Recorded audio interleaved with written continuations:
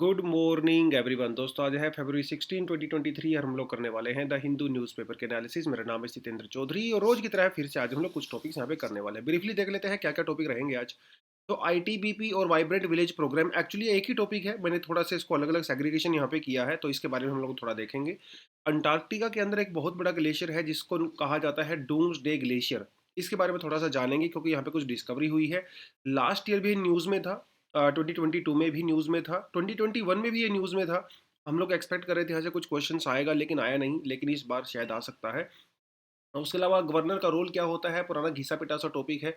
हल्की सी डेवलपमेंट इसके अंदर हुई है, थोड़ा उसको देख सकते हैं। विंडफॉल गेन टैक्स के बारे में भी हम लोग पहले बात कर चुके हैं, लेकिन जिन स्टूडेंट्स ने पहले इसको नहीं पढ़ा है थोड़ा सा उनके लिए मैं बता सकता हूँ कि विंडफॉल गेन टैक्स क्या होता है, क्यों न्यूज़ में है, क्यों गवर्नमेंट इसको लगाती है, क्या इसका प्रोज हैं, क्या इसके कॉन्स हैं, थोड़ा वो हम देख सकते हैं। उसके अलावा global sovereign debt round table, ये बिल्कुल नया टॉपिक आपके लिए। छोटा सा टॉपिक है, 2 लाइन का, लेकिन एग्जाम में कई बार इस तरह के क्वेश्चंस वो आपसे पूछ लेता है। उसके अलावा AMR एंटी माइक्रोबियल रेजिस्टेंस, इसके बारे में बात करेंगे भैया। मेंस के लिए बहुत इंपॉर्टेंट टॉपिक है, वेरी वेरी इंपॉर्टेंट टॉपिक। यहाँ से बहुत क्वेश्चंस आते हैं। चलिए, तो पहले टॉपिक बढ़ते हैं भैया। Eye on China cabinet clear 7 ITBP battalion. ठीक है जी, तो पहले तो आपको ये बता दूं आईटीबीपी क्या है। ये है हमारा इंडो तिब्बतन बॉर्डर पुलिस, यानी कि जो तिब्बत वाला बॉर्डर है, सिर्फ तिब्बत वाला ही नहीं, चाइना के साथ हमारा जो बॉर्डर है, अराउंड 3488 किलोमीटर का जो बॉर्डर है, उसको प्रोटेक्ट करने की जो रिस्पॉन्सिबिलिटी है वो आती है किसके पास? इंडो तिब्बतन बॉर्डर पुलिस के पास। देखिए, 1962 में जब इंडिया चाइना का वॉर हुआ था, unfortunately we were defeated by China in that war. उसके बाद जो है हम लोगों ने एक CRPF एक्ट बनाया था, और हम लोगों ने उसके बाद एक सिनो मतलब ये आईटीबीपी को बेसिकली बनाया गया था। ठीक है, होम मिनिस्ट्री के अंडर में आता है, और इसका जो मोटो है आईटीबीपी का वो है शौर्य, दृढ़ता एंड कर्मनिष्ठा। याद रहेगा आपको, शौर्य, दृढ़ता एंड कर्मनिष्ठा। देखिए, जीएस पेपर 3 में आपका ये टॉपिक है कि इंडिया की जो भी इन्वेस्टिगेशन एजेंसीज हैं या और भी जो एजेंसी जैसे सीबीआई हो गया, इंटेलिजेंस ब्यूरो हो गया, आईटीबीपी हो गया, आपको इनके बारे में डेफिनेटली पता होना चाहिए। ठीक है, आपसे सवाल पूछ सकता है। कहाँ से कहाँ पे बॉर्डर को गार्ड करता है भैया? ये गार्ड करता है कराकोरम पास से लेके लद्दाख के अंदर जो पड़ता है, और जो है जैचेपला, ठीक है, अरुणाचल प्रदेश में, इन दोनों के बीच में जो है गार्ड करता है। पहली बात तो ये कौन कौन से, जैसे ये सिर्फ इंटरनल सिक्योरिटी की बात नहीं है, बल्कि disaster management, civil, nuclear issue जो हो जाते हैं, biological chemical disasters, UN peace keeping mission वगैरह, यहाँ पे भी आईटीबीपी को भेजा जाता है। तो बात ऐसी है कि चाइना के साथ आपको पता ही है कि हमारे इश्यूज जिस तरह से बढ़ते चले जा रहे हैं, तो we need more protection in the border areas. तो उसको ध्यान में रखते हुए गवर्नमेंट ने क्या कहा है, हमारी जो कैबिनेट कमेटी ऑन सिक्योरिटी है, उसने 4800 करोड़ रुपए का प्रोग्राम नया लॉन्च किया है। इस प्रोग्राम का नाम है विलेज वाइब्रेंट विलेज प्रोग्राम। इसके तहत हम लोग क्या करेंगे, 7 नई आईटीबीपी बटालियंस को खड़ा करेंगे, मतलब नई बटालियन की बनाएंगे।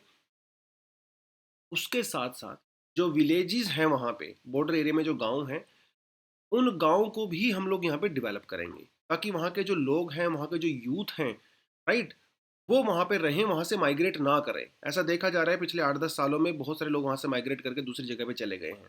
ये कुछ कुछ जो है हम लोगों को करना है। तो अब भैया, जब बटालियन बढ़ाएंगे तो रिक्रूटमेंट भी बढ़ाएंगे। इस समय हमारी जो आईटीबीपी की जो स्ट्रेंथ है वो अराउंड है 88,000 पर्सनल। इसको हम लोग जो है 97,000 तक करेंगे इसको हम लोग। मतलब आप ये समझ लीजिए कि कम से कम 8-10 हज़ार और हम लोगों को सोल्जर्स को यहाँ पे रिक्रूट करना है। तो एक बड़ा अच्छा ऑप्शन है, अभी नई वैकेंसीज निकलेंगी, अगर किसी को जॉब की रिक्वायरमेंट हो तो डेफिनेटली आप अप्लाई कर सकते हो आईटीबीपी में। अ, वो सारी चीज़ें हैं। तो ये जो विलेज वाइब्रेंट प्रोग्राम है, ये क्या है आपको पता होना चाहिए। ठीक है, तो ये आपसे पूछ सकते हैं एग्जाम में। देखिए, 2022 में लास्ट ईयर ही बजट स्पीच में जो है इसको बोला गया था। इसका मेजरली पर्पज़ ये होता है कि जो विलेजेस हैं, बॉर्डर विलेजेस, उनको डेवलप करना है। अपार्ट फ्रॉम दैट वहाँ पे टूरिज्म को भी एनकरेज करना है, ताकि वहाँ के जो लोग हैं, उनकी इनकम बढ़े, एम्प्लॉयमेंट मिले, राइट, उस चीज़ के लिए जो है ये करना था। और थोड़े समय पहले एक प्रहरी ऐप भी लॉन्च की गई थी बॉर्डर सिक्योरिटी फोर्सेस के लिए, वो भी वाइब्रेंट विलेज के प्रोग्राम के अंडर में ही उसको लॉन्च किया गया था। तो ये कुछ कुछ चीज़ें हैं, आपको थोड़ा सा इसके बारे में होना चाहिए था। ठीक है जी। एग्ज़ाम में बहुत बार वो स्कीम्स के अंदर नहीं घुसता है यूपीएससी वाले, वो सीधा ऊपर ऊपर से पूछ लेते हैं। वो ऐसे पूछ सकते हैं which of the following is the ना विजन, और which of the following is the aim objective of the vibrant village programme. और जिस बच्चे को नहीं पता है कि ये खाली बॉर्डर एरियाज के लिए है, वो तो कुछ भी अटेम्प्ट करेंगे। वो उसमें आपको ऑप्शन दे सकता है, this programme is launched for the welfare of the tribal people, ऐसे पूछ सकता है आपसे एग्जाम में। For the welfare of the tribal people in the coastal areas, तरह के सवाल पूछ सकता है। आपको कई बार जो स्कीम्स का ऑब्जेक्टिव होता है वहीं से सवाल आ जाता है। तो थोड़ा आपको पता होना चाहिए कि हाँ स्कीम, देखिए मैं हमको आपसे बताऊँ स्कीम के बारे में, एटलीस्ट 3 चीज़ें आपको हमेशा पता होनी चाहिए। कौन से ईयर में उसको लॉन्च किया गया था, कौन सी मिनिस्ट्री में वो आता है, ठीक है, और मतलब नोडल एजेंसी कौन सी है उसकी, मेरा मतलब यही है, दोनों चीज़ें हो गई यहाँ पे। और ऑब्जेक्टिव क्या है, ठीक है। ये 3 चीजें हमेशा आपको स्कीम के बारे में पता होना है। अंदर घुसो या ना घुसो वो आपकी मर्जी है, अगर आप रट्टा मार सकते हो तो मार लो, लेकिन ये 3 चीजें तो हमेशा पता होने। ईयर मैं क्यों बोल रहा हूँ, कई बार यूपीएससी में सवाल आ जाता है कि भाई वो क्रोनोलॉजिकल ऑर्डर में स्कीम आ जाती है कि बताओ ये कब कब लॉन्च हुई थी, इस तरह की चीजें आ जाती हैं। और मिनिस्ट्री तो आ ही जाती है, खैर ये तो बहुत इंपॉर्टेंट है ही, और ऑब्जेक्टिव भी बहुत इंपॉर्टेंट है। तो ये 3 चीजें कम से कम आपको पता होनी चाहिए। तो होम मिनिस्ट्री के अंडर में आती है भाई हमारा आईटीबीपी, ठीक है। ऑब्जेक्टिव आपको इसको पता ही है, नदन बॉर्डर वगैरह इसको इसको करना है, राइट। और 1962 के बाद इसको बनाया गया था, ऐसे ही वाइब्रेंट विलेज प्रोग्राम के बारे में, ठीक है जी। चलिए, तो ये क्वेश्चन जो कल पूछे गए थे आपसे, उसका आंसर यहाँ पे है, आप इसको क्लियरली देख सकते हो। ठीक है, पढ़ना है इसको आपने थोड़ा सा। और जो मतलब स्टूडेंट से तो मैं यही कहूँगा कि आप सिर्फ इसके आंसर ही मत पढ़ें, बल्कि इसकी एक्सप्लेनेशन में भी ज़रूर जाया करो। गूगल पे जाकर थोड़ा सर्च वर्च किया करो कि अच्छा ये है भैया, ये आंसर क्यों आया है, ये दूसरे वाला आंसर गलत क्यों है। लक्ष्मीकांत को थोड़ा सा जाके देखिए पॉलिटी वाले इश्यूज़ में, ठीक है, वो आप हमेशा कर सकते हैं। Governor should not enter political arena, CJI chief justice of India ने ऐसा कहा है। मैं क्या हल्का सा आपको बता देता हूँ, ऐसे आपको बहुत बढ़िया से पता ही है। महाविकास आघाड़ी और शिवसेना, या विशु काफ़ी समय से आपको पता ही है। शिवसेना और बीजेपी ये दोनों हमेशा से ही आपस में अलायंस इन्होंने रखी है, बट क्या हुआ, थोड़ा गड़बड़ हो गया इनके अलायंस में। बीजेपी इलेक्शन से पहले शिवसेना और बीजेपी का गठबंधन था, ठीक है, और उनके बीच में कुछ अग्रीमेंट हुआ था, उसमें हम लोग ज़्यादा नहीं जाएंगे। लेकिन जब इलेक्शन का रिजल्ट आया तो शिवसेना ने बीजेपी को किनारा करके एक महाविकास आघाड़ी जो है एक नया अलायंस बनाया, जिसके अंदर जो है नेशनल कांग्रेस पार्टी और कांग्रेस पार्टी, ठीक है, इन दोनों के साथ मिलकर उन्होंने अपना अलायंस बनाया, और इन्होंने अपना जो है वो उद्धव ठाकरे जी सीएम बन गए। अब यहाँ पे सोचने की बात है कि जो लोग वोटर हैं, अरे वोटर के साथ तो चीटिंग हो गई ना भाई, है ना। जिस वोटर ने शिवसेना को वोट दिया था या बीजेपी को वोट दिया, और तो उन्होंने तो ये सोच के वोट दिया होगा कि अच्छा भैया मैं इस पॉलिटिकल पार्टी को वोट दे रहा हूँ, ये मेरा आइडियोलॉजी है। लेकिन उसने कांग्रेस का वोट थोड़ी ना दिया है ना, वो कांग्रेस का वोटर थोड़ी ना है, वो एनसीपी का वोटर भी नहीं है। लेकिन बाद में जो है शिवसेना ने उसके साथ, तो शिवसेना को जिसने भी वोट दिया होगा they were against NCP and the Congress, तो ये तो चीटिंग हो गया वोटर के साथ। तो बेसिकली इसी तरह का आर्गुमेंट जो है सुप्रीम कोर्ट में भी दिया गया है कि भाई जब कोई वोटर किसी पॉलिटिकल पार्टी को या अपनी आइडियोलॉजी के बेसिस पे किसी नेता को अगर वोट देता है, तो बाद में वो नेता अगर किसी और पॉलिटिकल पार्टी में चला जाता है, तो ये तो उसके साथ धोखा हो गया, तो डेमोक्रेसी का मजाक उड़ाया जा रहा है। हालांकि वो सारी बातें वहाँ पे हुई, और अभी शिवसेना से जो है वो अलग हो गई, एक बहुत बड़े उसमें से कुछ एमएलएज निकल गए, ठीक है। वो सारा केस हुआ, तो उस केस में जो है गवर्नर का क्या रोल है, इसके बारे में बातचीत बेसिकली हो रही थी। गवर्नर ने क्या किया, जो बीजेपी गवर्नमेंट थी और उसके साथ जो एमएलएज आए शिवसेना से टूट के, ठीक है, उनको थोड़ा फेवर यहाँ पे करने की कोशिश की, ठीक, और उन्होंने कई सारे स्टेटमेंट भी दिया मीडिया वीडिया में। तो ये मामला भी सीजीआई के पास गया है, तो सीजीआई ने कहा भाई देखिए गवर्नर को क्या मतलब है यार, कोई पार्टी टूटे ना टूटे, गवर्नर का काम ये नहीं है ना कि गवर्नर का काम पॉलिटिकल काम नहीं है। गवर्नर एक कॉन्स्टिट्यूशनल पोस्ट है, तो उसको तो न्यूट्रल रहना चाहिए, है ना। वो जुड़ रहे हैं टूट रहे हैं उससे कोई मतलब नहीं है। गवर्नर का काम है जो पार्टी मेजोरिटी में है उसके लीडर को आप सीएम अपॉइंट कीजिए, ठीक है, चाहे वो उद्धव ठाकरे जी हों, ठीक है, चाहे कोई और हो। लेकिन यहाँ पे गवर्नर उन्होंने किया है। हालांकि गवर्नर आपको पता ही है वो पॉलिटिकल पार्टी से डेफिनेटली बिलोंग करते हैं, उनकी आइडियोलॉजी होती है और सपोर्ट भी करते हैं, वो एक अलग चीज़ें हैं। ग्राउंड पे कुछ और होता है और कॉन्स्टिट्यूशन के अंदर कुछ और होता है भाई, ठीक है। आप आइडियलिस्टिक नहीं हो सकते। जिस ऑब्जेक्टिव से कोई पोस्ट कॉन्स्टिट्यूशन के अंदर बनाई गई है, वो जो लोग हैं, वो जो ऑफिस है, वो वैसे ही बिहेव करेंगे, वैसा ही प्रैक्टिस करेंगे, वो जरूरी नहीं है। गवर्नर के केस में ये बहुत बार देखा जाता है। खैर वो मामला हम लोग इसमें पॉलिटिक्स में ज़्यादा नहीं जाएंगे। थोड़ा गवर्नर के बारे में आपको डेफिनेटली पता होना चाहिए, ठीक है। गवर्नर एक बहुत बड़ी कॉन्स्टिट्यूशनल पोस्ट होती है भाई, इनके पास काफ़ी पावर्स होती हैं और काफ़ी डिस्क्रिशनरी पावर्स भी होती हैं गवर्नर के पास, वेरी वेल। और कुछ केस में गवर्नर जो है प्रेसिडेंट के लिए बिल वगैरह भी रिजर्व कर सकता है, जैसे आर्टिकल 200, आर्टिकल 201, ठीक है। वो सब चीज़ें हो गई, ये सब लक्ष्मीकांत के अंदर सब कुछ दिया हुआ है, मैंने वहीं से कॉपी पेस्ट इसको किया है। मैं तो आपको हमेशा ये बोलता हूँ कि जब भी आपके पास कोई स्टैंडर्ड बुक है, अगर कोई टॉपिक हम लोग यहाँ पे कवर करते हैं, तो इट्स बेटर कि आप ये जो स्टैटिक पोर्शन है इसको अपनी स्टैंडर्ड बुक से पढ़ें। करंट अफेयर वाला, हाँ, हम लोग यहाँ से हेल्प मिलता है, क्योंकि क्लास वैसे भी करंट अफेयर की है, स्टैटिक तो नहीं है, फिर भी मैं आपको बीच बीच में कराता रहता हूँ थोड़ा बहुत, ठीक है। तो गवर्नर के पास जब भी कोई बिल जाता है पास होके अ, हमारे स्टेट लेजिस्लेचर से, तो विद होल्ड कर सकते हैं, बिल को रिटर्न कर सकते हैं, प्रेसिडेंट के लिए रिजर्व कर सकते हैं। लेकिन एक बार वो प्रेसिडेंट के लिए रिजर्व अगर कर दिया जाता है तो गवर्नर का रोल अपने आप खत्म हो जाता है। Governor can reserve the bill for the president consideration in following the cases, ये किन केसेस में प्रेसिडेंट के लिए रिजर्व कर सकते हैं। कॉन्स्टिट्यूशनल जो पोजीशंस हैं या आर्टिकल्स हैं जो गवर्नर के रिगार्डिंग है, वो कौन कौन से हैं? आर्टिकल 154, आर्टिकल 163 और आर्टिकल 164, ठीक है। आर्टिकल 164 क्या कहता है? Council of ministers are collectively responsible to the state legislature. Article 163 क्या कहता है? Power to act at his own discretion is the power that is not given in to the president. मतलब ये है कि भाई देखो, वैसे तो हम लोग प्रेसिडेंट को, गवर्नर को एक ही पोजीशन में मानते हैं, मतलब जो सेंटर के लिए प्रेसिडेंट होता है वो स्टेट के लिए गवर्नर होता है। उसके बावजूद गवर्नर के पास जो डिस्क्रिशनरी पावर है वो प्रेसिडेंट से ज़्यादा होती हैं, ठीक है जी। क्योंकि अंग्रेजों के समय से ये चलता आ रहा है, और अंग्रेजों के समय में प्रेसिडेंट वाली का ऐसा कोई पोजीशन तो थी नहीं इस तरह से, हाँ, लेकिन गवर्नर हुआ करते थे। तो वो चीज़ें जो है कंटिन्यूस हम लोगों ने किया है, और आज भी जो है गवर्नर के पास ज़्यादा डिस्क्रिशनरी पावर है definitely as compare to president, वो थोड़ा थोड़ा सा भी हमें देख सकते हैं, ठीक है। एंड आर्टिकल 154 क्या कहता है? He is the executive head of the state. Executive head है भैया, ठीक है। लेजिस्लेटिव हेड नहीं है। लेजिस्लेटिव हेड कौन होता है, जरा कमेंट सेक्शन में बताएं, मुझे मजा आएगा। चलिए, और यहीं से पॉलिटी वाले सेक्शन से आपके पास कुछ क्वेश्चंस भी हैं, आप वो भी definitely, who among the following not directly participating in the election of the president, इनमें से कौन डायरेक्ट प्रेसिडेंट के इलेक्शन में डायरेक्टली पार्टिसिपेट नहीं करते हैं, मतलब इनडायरेक्टली कर सकते हैं? कमेंट सेक्शन में बताएं। Who has the power to declare an area as a scheduled area, बताएं कमेंट सेक्शन में। What is true about the money bill, और ये दो क्वेश्चंस नीचे भी हैं, ठीक है। 5 क्वेश्चंस पूछे हैं आपसे मैंने आज पॉलिटी वाले सेक्शन से, कमेंट सेक्शन में बताएंगे तो मजा आएगा, कल डिस्कस कर सकते हैं थोड़े बहुत एक्सप्लेनेशन के साथ। Anyways, China must take a hair cut on its loan to poor countries says India G20 sherpa. Sherpa का मतलब क्या है कि G20 के अंदर किसी कंट्री को जो रिप्रेजेंटेटिव होता है उसे शेरपा कहते हैं, ठीक है। हमारे भी यहाँ पे रिप्रेजेंटेटिव हैं, तो भाई हमारे रिप्रेजेंटेटिव, देखिए, चाइना बहुत सारी गरीब कंट्रीज को लोन देता है, तो वो डेट ट्रैप वाली पॉलिसी उसकी आपको सबको पता है अच्छे से।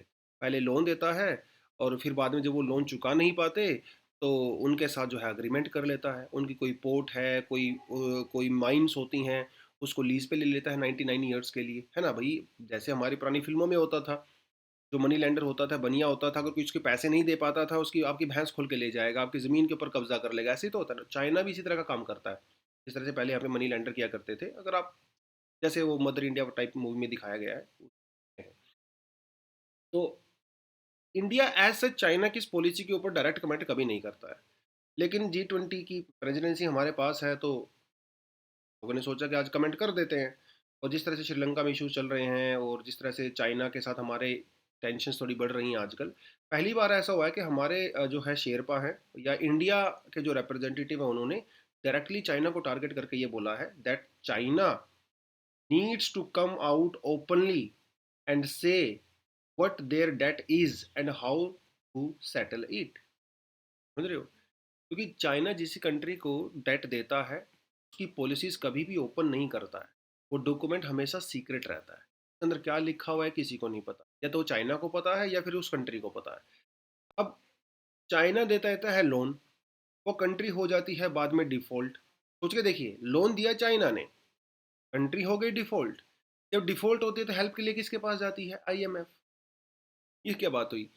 लोन दिया चाइना ने, डिफॉल्ट हुआ हुआ चाइना की वजह से, लेकिन चाइना के लोन को भुगत कौन रहा है? IMF। ये बात इन्होंने बोली है कि भाई आईएमएफ, हाँ देखिए आईएमएफ भर सकता है लोन, लेकिन कम से कम उसको पॉलिसी पता तो हो। लेकिन चाइना की पॉलिसी तो किसको पता ही नहीं है। यही इंडिया ने कहा है कि भाई आप बताइए दुनिया को कि आप की क्या पॉलिसी है, ठीक है, और ये जो डेट ट्रैक करते हो इस डॉक्यूमेंट को आप ओपन करिए, ऐसा कुछ कुछ इंडिया ने कहा। ये इंडिया ने कब कहा है? जब इंडिया में अभी बहुत जल्दी global sovereign debt round table भी होने वाला है। देखिए आज है 16 कल 17 को एक और मीटिंग होने वाली जिसमें G20 के बहुत सारे रिप्रेजेंटेटिव्स नई दिल्ली में और इंडिया में आएंगे, बैठेंगे। फिर 20 को हम लोग लॉन्च करने वाले हैं global sovereign debt round table. ये क्या है थोड़ा आपको पता होना चाहिए। ऐसी छोटी छोटी ऑर्गेनाइजेशंस होती हैं, छोटे छोटे इनिशिएटिव्स होते हैं, एग्जाम में यूपीएससी वाले इनके ऊपर नज़र रखते हैं, बट ये हमारी आंखों के सामने से निकल जाते हैं गलती से कई बार, बट हम लोग नहीं निकालेंगे। देखिए global sovereign debt round table, global तो आप समझ ही गए होंगे, तो यहाँ पे हम लोग G20 की बात कर रहे हैं बेसिकली। सोवरेन मतलब इंडिपेंडेंट जो कंट्रीज होती हैं, और डेट मतलब कहेंगे, and round table it just like, जैसे वो टेबल के सामने बैठे नहीं रहते सब लोग, it's like like kind of meeting. ठीक है, राउंड टेबल कॉन्फ्रेंस हुई थी, आपको याद होगा, हम लोग इंडियन फ्रीडम स्ट्रगल पढ़ते हैं, है ना, तब हम गांधी जी भी गए थे, वो सब चीज़ें। खैर, ये G20 के जितने भी लोग हैं वो मीटिंग करेंगे, बेंगलुरु के अंदर इसको लॉन्च करने वाले हैं हम लोग 25 तारीख को। इसके अंदर क्या होगा? इसके अंदर वही होगा कि जो कंट्रीज़ हैं उनके ऊपर जो डेट होता है, जो उनके ऊपर यू नो लोन होता है बहुत सारा, उसको कैसे रिस्ट्रक्चर कर सकते हैं, उनकी पॉलिसी के ऊपर बात करेगा। अच्छा, ये कोई कंट्री स्पेसिफिक नहीं है, किसी कंट्री के ऊपर खास फोकस नहीं किया जाएगा, ओवरऑल कंट्रीज की बात करेगा, ठीक है। स्पेसिफिक कंट्री के लिए हमारे पास ऑलरेडी आईएमएफ है, एक जैसे हमारे पास पेरिस क्लब है, तो ये ऑलरेडी है हमारे पास। बट ये वाला जो राउंड टेबल डेट वाला है, ये स्पेसिफिक कंट्री के लिए नहीं है। आईएमएफ, वर्ल्ड बैंक के साथ कोलैबोरेशन करके, और इंडिया, क्योंकि इंडिया तो G20 का प्रेसिडेंट है, तो डेफिनेटली इंडिया तो ये करेगा ही। ये कुछ कुछ चीज़ आपको पता होना चाहिए। तो और डेट रिस्ट्रक्चरिंग करनी है, पास्ट इंसिडेंट से क्या लेसन ले सकते हो, टेक्निकल सोल्यूशन क्या देना है, वो सब चीज़ डिस्कशन की जाएंगी। बेसिकली वही मोटी मोटी बातें हैं कि भाई आप ये करो वो मत करो, है ना। चाइना वाले एस्पेक्ट को भी यहाँ पे ध्यान में रखा गया है। ये कुछ कुछ चीज़। चलिए नेक्स्ट टॉपिक पे बढ़ते हैं। Warm water melts Antarctica's glacier study, ये 2 साल से लगातार न्यूज़ में है। दिखा देता हूँ आपको, लोकेशन पर है ये सब। ये है हमारा अंटार्कटिका, और अंटार्कटिका में ये जो आपको नज़र आ रहा है ना इधर से, ये है थ्वेट्स ग्लेशियर, का नाम है थ्वेट्स ग्लेशियर। ये दुनिया का one of the largest glacier माना जाता है, और इसे डूम्स डे ग्लेशियर भी बोलते हैं। डूम्स डे समझते हो ना? डूम्स डे का मतलब ये है कि भाई जब डूम्स डे आ जाता है तो टाटा बाय बाय, हो गया काम, चलिए राम नाम सत्य है। डूम्स डे उसको बोलते हैं, ठीक है। मतलब खत्म हो गया, सब कुछ खत्म, कैटास्ट्रोफिक इवेंट हो गया, खत्म दुनिया। ऐसे इसीलिए इसे डूम्सडे ग्लेशियर कहते हैं, क्योंकि लगातार मेल्ट हो रहा है भाई, लगातार मेल्ट हो रहा है। देखिए आपको प्रीलिम्स के लिए क्या करना है यहाँ पे। अभी क्या हुआ, ब्रिटेन और यूएसए के कुछ एक्सपर्ट्स, कुछ साइंटिस्ट लोग डूम्सडे ग्लेशियर पे गए, और वहाँ पे उन्होंने एक रोबोट के साथ रिसर्च किया। उस रोबोट का नाम है आइस फिन। ये नाम याद रहेगा आपको प्रीलिम्स के लिए, आइस फिन। ये रोबोट ने क्या किया, वहाँ पे सैंपल्स वगैरह लिए और स्टडी किया डूम्सडे ग्लेशियर को, और स्टडी करके इन्होंने ये पाया कि डूम्सडे ग्लेशियर भाई वो लगातार मेल्ट हो रहा है, ठीक है। पुराना टॉपिक है, कोई ज़्यादा डिस्कशन नहीं है इसके बारे में। 1990 से इस तरह के रिसर्च की जा रही हैं। 1990 में क्या हो रहा था, ये जो डूम्सडे ग्लेशियर है वो हर साल 10 billion ton of ice lose कर रहा था। अभी इस समय प्रेजेंटली वो 80 billion ton of ice every year lose कर रहा है। देखिए 8 times more than the previous was done in 1990। बहुत ज़्यादा फर्क है डूम्सडे ग्लेशियर, ठीक है। कहाँ पे सिचुएटेड है आप इसको क्लियरली देख सकते हो, ईस्टर्न साइड ऑफ अंटार्कटिका। ये लूज किस तरह से कर रहा है, कि ओशन वाटर गर्म हो रहा है, आपको बहुत अच्छे से पता है। तो ये जो ग्लेशियर है ना, इसके नीचे की तरफ जो है वो वार्म वाटर घुस रहा है, ठीक है। कि जैसे इस तरह से अपना ग्लेशियर है, इस तरह से इस ग्लेशियर के नीचे जो है ना, ऐसे वार्म वाटर एंट्री कर रहा है, और ये ग्लेशियर नीचे से जो है थिन होता जा रहा है, थिन। एक बार इतना थिन हो जाएगा ये कि इसके अंदर क्रैक वगैरह पड़ जाएंगे, और क्रैक पड़ने से मेल्ट होना शुरू हो जाएगा और ये हमारे ओशन वाटर के अंदर जो है वो धीरे धीरे पुश होके चला जाएगा। और क्योंकि ओशन वाटर पहले से ही गर्म है, वहाँ पे जाके मेल्ट हो जाएगा। ऐसा माना जा रहा है कि अगर ये मेल्ट हो गया तो पूरी दुनिया का जो ओशन वाटर का जो वाटर लेवल है वो 1/2 मीटर के आसपास इंक्रीज हो जाएगा। हालांकि कुछ साइंटिस्ट लोग इसको गलत मानते हैं। ठीक है, कुछ लोग कहते हैं कि 20 सेंटीमीटर, कुछ कहते हैं 5 सेंटीमीटर, कुछ कहते हैं 2 सेंटीमीटर। उस पर हम लोग ज़्यादा नहीं जाएंगे। अभी की जो रिसर्च है वो कह रही है भाई अराउंड 1/2 मीटर जो है वो इंक्रीज हो जाएगा। कुछ कहते हैं 65 सेंटीमीटर एंड ऑल दैट। ये फैक्ट वैक्ट आप मत लिखना एग्जाम में, क्योंकि अलग अलग रिसर्च अलग अलग बोलती हैं। बट यस, ये बात तो पक्की है कि ये जो डूम्सडे ग्लेशियर है अगर ये पूरी तरह से मेल्ट हो गया तो भाई टेम्परेचर तो बढ़ेगा। मतलब ओशन का लेवल तो बढ़ेगा ही बढ़ेगा। और बहुत सारे जो कोस्टल एरियाज के अंदर जो सिटीज़ वगैरह हैं वो डूब जाए। ये तो बात पक्की है। ठीक है जी। छोटा सा टॉपिक है विंडफॉल गेन टैक्स वाला, पुराना टॉपिक है, पहले हम इसको कर चुके हैं। Taxing windfall profits of the oil companies, ये मैं आपको लाइन टू लाइन नहीं कराऊंगा, अपने हिसाब से हल्का सा बता देता हूँ क्या है पूरा मामला। विंडफॉल गेन टैक्स क्या होता है पहले तो आपको ये पता होना चाहिए। विंडफॉल, इसके नाम में ही इसकी एक्सप्लेनेशन है। विंडफॉल का मतलब ऐसा है कि जब हवा से पैसा बरसता है, हवा से जब पैसा आता है, आपने उसमें कुछ मेहनत नहीं किया, बारिश हो रही है पैसे की, जब पैसे की बारिश होती है उसे विंडफॉल कहते हैं। ठीक है। अब देखिए हम लोगों के ऊपर तो नहीं होता, हाँ कभी कभी हो सकते हैं, जैसे लॉटरी होती है ना। तो आपने कोई मेहनत नहीं किया, आपके पास 10 रुपए पड़े थे, आपने जाके लॉटरी खरीद लिया, आपकी मेहनत सिर्फ इतनी आप लॉटरी के वहां तक गए हो, बाकी कोई मेहनत नहीं है आपका। और मतलब ये फर्ज करो कि 10 रुपए की लॉटरी में आपको 10 करोड़ रुपए का इनाम निकल गया, पहला इनाम आपका लगा। आपने 10 करोड़ करने के लिए क्या किया, कोई एफर्ट थोड़ी ना किया, आपने सिर्फ यही एफर्ट किया कि वहाँ पे गए हो। आपने कोई पढ़ाई नहीं करी, कोई रिसर्च नहीं किया, दिमाग नहीं लगाया, तो ये जो 10 करोड़ रुपए हैं वो आपके ऊपर पैसे की बारिश ही तो हो गई है। अब यहाँ पे गवर्नमेंट आपको देखती रहती है बैठ के कि अच्छा बेटा पैसा बरस रहा है, मुझे भी चाहिए। तो गवर्नमेंट आपके ऊपर टैक्स लगाती है। तो विंडफॉल गेन टैक्स कुछ कुछ ऐसा ही होता है। तो ये जो हमारी ऑयल कंपनीज हैं, ओ एन जी सी वगैरह वो सब है ना, रिलायंस वगैरह, ये ऑयल जो कंपनी है, रशियन यूक्रेन वॉर से पहले वो ठीक ठाक काम कर रही थी। लेकिन जैसे ही रशिया यूक्रेन वॉर हुआ, भाई इंटरनेशनली जो डिमांड है, प्राइस जो है ऑयल का बहुत ज़्यादा बढ़ गया। तो बैठे बैठे इनकी तो इनकम इंक्रीज हो गई। पहले ये साल भर का 500 करोड़ कमाती थी, रशिया यूक्रेन के बाद ये 5,000 करोड़ रुपए कमाने लगी। अरे इन्होंने कुछ अलग थोड़ी किया है, ना इन्होंने कोई रिसर्च किया ना इन्वेस्टमेंट किया, वो तो रशिया यूक्रेन वॉर का की देन है। तो कोई ऐसा अनएक्सपेक्टेड जो इवेंट होता है, अनएंटिसिपेटेड जो इवेंट होते हैं जिसकी से आपकी जो प्रॉफिट है, आपकी अर्निंग है वो बहुत ज़्यादा बढ़ जाती है, और उसमें आपने कुछ नहीं किया, it is not coming out of your business decisions, no, it is coming out of any unexpected event that you are not into control.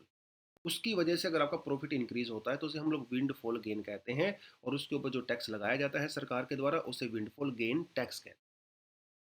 कि आप अगर पैसा कमाओगे तो टैक्स तो देना पड़ेगा।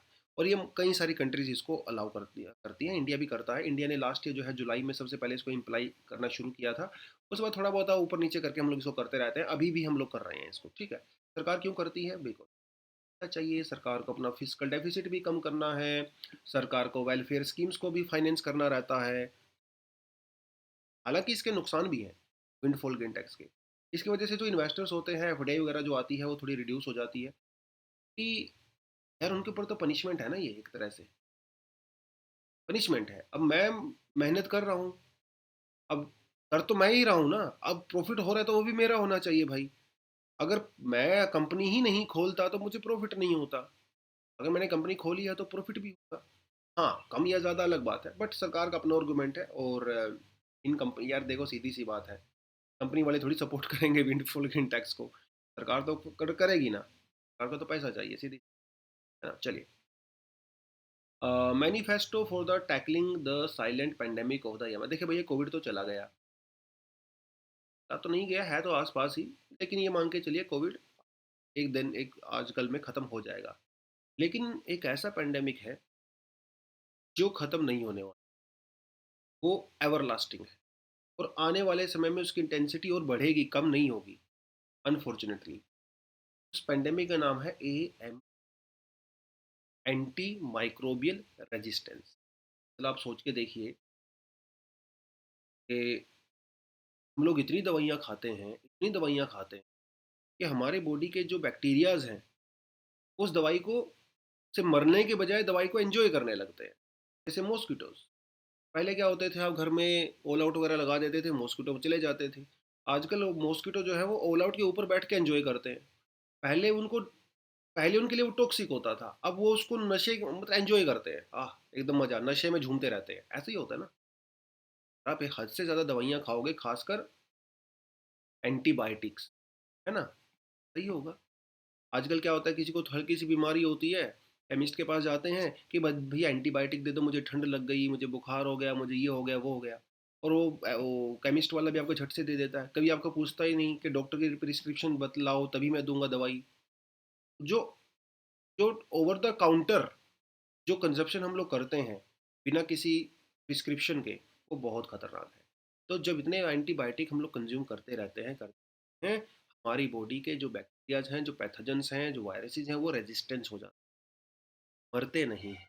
ठीक है, इसका एग्जांपल मैं आपको देता हूँ। मुझे कुछ साल पहले 2015 के आसपास, 15 नहीं से थोड़ा पहले, 11-12 में मुझे टाइफाइड हुआ था। ठीक है, अब टाइफाइड में आपको, अगर किसी को हुआ तो आपको पता है, आपको काफ़ी ज़्यादा जो है एंटीबायोटिक खानी पड़ती हैं। ठीक है, कि बैक्टीरिया से रहता है वो। नेक्स्ट ईयर मुझे फिर से हुआ, अनफॉर्चुनेटली बैक टू बैक 2 साल हुआ। नेक्स्ट ईयर जो मैंने एंटीबायोटिक खाई ना, वो पिछले साल के एंटीबायोटिक से ज़्यादा स्ट्रॉन्ग। डॉक्टर का ये कहना था कि आपकी बॉडी अभी पिछले वाली दवाइयाँ काम नहीं करेंगी, क्योंकि आपकी बॉडी के जो बैक्टीरियाज हैं वो उनके लिए यूज टू हो चुके हैं, उनको और ज़्यादा स्ट्रॉन्ग डोज देनी पड़ेगी। ऐसा ही होता है। हम लोग जब इतनी एंटी बैक्टीरियाज और ये दवाइयाँ खाने लगते हैं तो हमारी बॉडी को और ज़्यादा स्ट्रॉन्ग दवाइयों की रिक्वायरमेंट होती है ताकि असर हो, अदरवाइज तो असर नहीं होगा। उसे कहते हैं anti microbial resistance. It is going to stay here, ये कहीं जाएगा ही नहीं भाई, और एक्सेलरेट होगा बल्कि। ठीक है, तो क्या है, आपको पता ही चल गया एंटी माइक्रोबियल डिसीज क्या होते हैं, रेजिस्टेंस क्या होता है। इसका इम्पैक्ट क्या होता है? इसका इम्पैक्ट ये होता है कि एक तो आपकी कॉस्ट बढ़ जाती है, जैसे मैंने आपको अपना एग्जांपल दिया, तो आपको स्ट्रॉन्ग डोज लेनी पड़ेगी। स्ट्रॉन्ग डोज लोगे तो वो महंगी आएगी, तो हाई कॉस्ट हो जाती है, खासकर जो पुअर लोग हैं। गरीब आदमी कैसे करेगा भाई वो, ठीक है, वो प्रॉब्लम है। दूसरी बात, हॉस्पिटलाइजेशन लॉन्गर हो जाता है।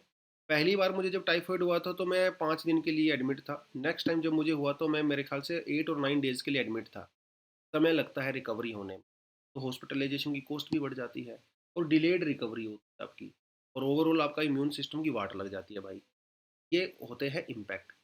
खासकर जिसको निमोनिया वगैरह रहता है, ट्यूबरक्लोसिस रहता है, ब्लड पॉइजनिंग वगैरह रहती है, या जो फूड बोर्न डिसीज, जो फूड पॉइजनिंग आपको हो जाती है, उन केसेस में तो बहुत खतरनाक होता है, और कई एक्सट्रीम केस में डेथ भी हो जाती है। 2019 में ही WHO की रिपोर्ट ये कहती है, दुनिया में 4.95 मिलियन, मतलब लगभग 50 लाख लोग जो है, वो AMR से एसोसिएटेड कॉम्प्लिकेशन से उनकी डेथ हुई। बहुत बड़ा नंबर है, छोटा मोटा नंबर, राइट। हमारा जो ICMR है, Indian council of the medical research, ये कहता है 2022 की रिपोर्ट में कि जो रेजिस्टेंस का जो लेवल है वो पहले 5% था, अभी वो 10% बढ़ चुका है। मतलब हमारी बॉडी जो है वो रिकवर नहीं हो पा रही है। खासकर ये कुछ दवाइयाँ इन्होंने बताई हैं यहाँ पे, दवाइयों का नाम अगर आपने ज़्यादा याद नहीं करना है, सिप्रोफ्लोक्साकिन, जेंटामाइसिन, ठीक है, ये एरिथ्रोमाइसिन, ये, ठीक है, एक आध याद कर लो, एग्जाम में कई बार एग्जाम्पल देने, एरिथ्रोमाइसिन याद कर लो, सभी खाते हैं इसको तो, ठीक है। तो ये चीज़ें हैं, थोड़ा इनका जो रेजिस्टेंस है काफ़ी बढ़ गया है। और अकॉर्डिंग टू WHO, जो सिप्रोफ्लोक्सिन का जो रेजिस्टेंस है, वो पहले इट वाज 8.4%, अब ये बढ़ के 92.9% हो गया है। ठीक है, और उसके अलावा जो अ, हमारा जो निमोनिया वाली जो दवाई है, ठीक है, उसका रेजिस्टेंस भी जो है 4.1 से 7.9 तक हो चुका है। मतलब भाई इन दवाइयों का असर होना लगभग ख़त्म हो चुका है। पहले आपको एक डोज लेनी पड़ती थी, अभी आपको 5 डोज लेनी पड़ती है। तो वो कुछ कुछ एग्जाम यहाँ पे, ठीक है। एंटी माइक्रोबियल रेजिस्टेंस होता है वो, थोड़ा मैंने आपका यहाँ, इंडिया इसके लिए क्या कर रहा है एक्चुअली। क्या हुआ था लास्ट ईयर, एक मीटिंग हुआ था मस्कट के अंदर, जिसमें AMR के बारे में डिस्कशन किया गया था। इंडिया ने भी वहाँ पे पार्टिसिपेट किया था, ठीक है। और भी जो है 30 कंट्रीज के आसपास लोग वहाँ पे आए थे। ये जो मस्कट के अंदर हुआ था एएमआर के बारे में, इसमें तीन चीज़ों के ऊपर फोकस किया गया। तीन ऑब्जेक्टिव थे, आपसे पूछ सकता है वो Muscat conference, explain Muscat conference, it's objective, ठीक है, and it's implementation specifically in India. इस तरह का मेंस में क्वेश्चन आ सकता है। तो मस्कट कॉन्फ्रेंस क्या है, वो एएमआर के बारे में तीन चीज़ों के ऊपर फोकस किया गया था। 1 2 3, थोड़ा सा आप देख सकते हो। Prioritise national action plan for the AMR keeping one health approach. तो सारी दुनिया के जितनी कंट्री ने पार्टिसिपेट किया था उनको वन हेल्थ अप्रोच के ऊपर फोकस। वन हेल्थ अप्रोच क्या होती है, इसके अंदर हम लोग सिर्फ ह्यूमन के ऊपर फोकस नहीं करते हैं, बल्कि एनिमल्स, प्लांट्स, फूड, फीड, सब के ऊपर फोकस, तो सबको इंक्लूड करके चलते हैं, नॉट ओनली ह्यूमंस। पहला तो ये हो गया।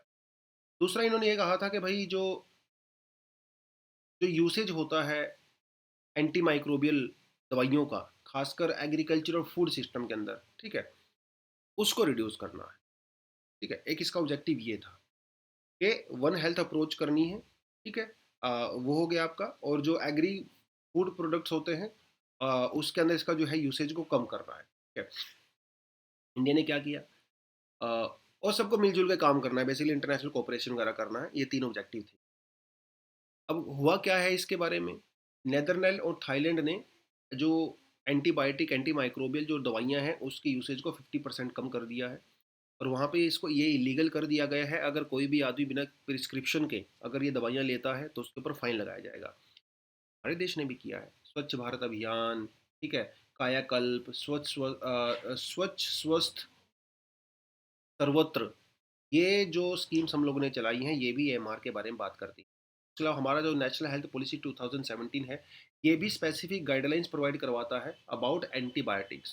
ठीक है, और कोई भी आदमी ओवर द काउंटर जाके दवाइयाँ नहीं खरीदेगा, मतलब आप मेडिकल स्टोर पे जाके दवाई नहीं खरीद सकते हो। अगर कोई दवाइयों वाला पकड़ा जाता है तो उसके ऊपर भी फाइन लगाया जाएगा। ये पॉलिसी हम लोगों ने ऑलरेडी चला रखी है। ठीक है, इसके अलावा जो डॉक्टर्स वगैरह को भी खास गाइडलाइंस दी गई हैं कि वो ये सब ना करें।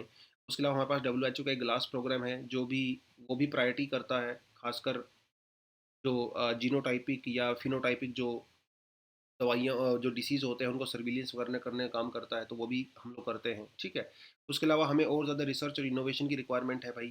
ठीक है, प्राइवेट सेक्टर को इंक्लूड करने की रिक्वायरमेंट है, और वैक्सीन वगैरह को प्रमोट करने की रिक्वायरमेंट है, ताकि आपको बचपन में अगर वैक्सीन लग जाएगी तो आपको फ्यूचर में बीमारियां नहीं होंगी। बीमारियां नहीं होंगी तो आपको दवाइयाँ नहीं खानी पड़ेंगी, सीधी सी बात है। ये कुछ कुछ चीज़ें हैं जो यहाँ पे बताई गई हैं। तो आप क्वेश्चन लिखना चाहते हो तो आप लिख भी सकते हो, बात नहीं है। आप लिख सकते हो जैसे, what is A M R, is A M,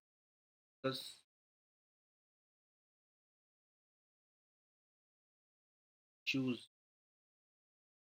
and challenges regarding, explain in the context of Muscat. ये अपने बात किया ना नीचे, मस्कट, ठीक है, मस्कट कॉन्फ्रेंस, ठीक है, कॉन्टेक्स्ट ऑफ 150 वर्ड्स में आप बढ़िया सा आंसर लिख सकते हो। What is AMR, discuss the issues and the challenges regarding AMR, explain in the context of the Muscat conference. आज के लिए अच्छा लगा है तो भाई चैनल को लाइक किया करो, सब्सक्राइब किया करो, कमेंट किया करो। बार बार बताने की रिक्वायरमेंट नहीं है। आपके जो दोस्त तैयारी करते हैं यूपीएससी के लिए या दूसरे कॉम्पिटिटिव एग्जाम के लिए, उनको भी चैनल के बारे में बताओ। अपने घर में जो पढ़े लिखे आपकी मम्मी हैं, पापा हैं, भाई बहन हैं, दादा दादी हैं, सबको बताइए। ठीक है, क्योंकि नॉलेज तो के ऊपर सबका अधिकार है भाई। नॉलेज जितना फैलाएंगे उतना ही बढ़िया है, शेयरिंग इज़ केयरिंग। चलिए इसके साथ ख़त्म करते हैं, कल मिलते हैं नए टॉपिक्स के साथ। Very much, all the best, जय हिंद।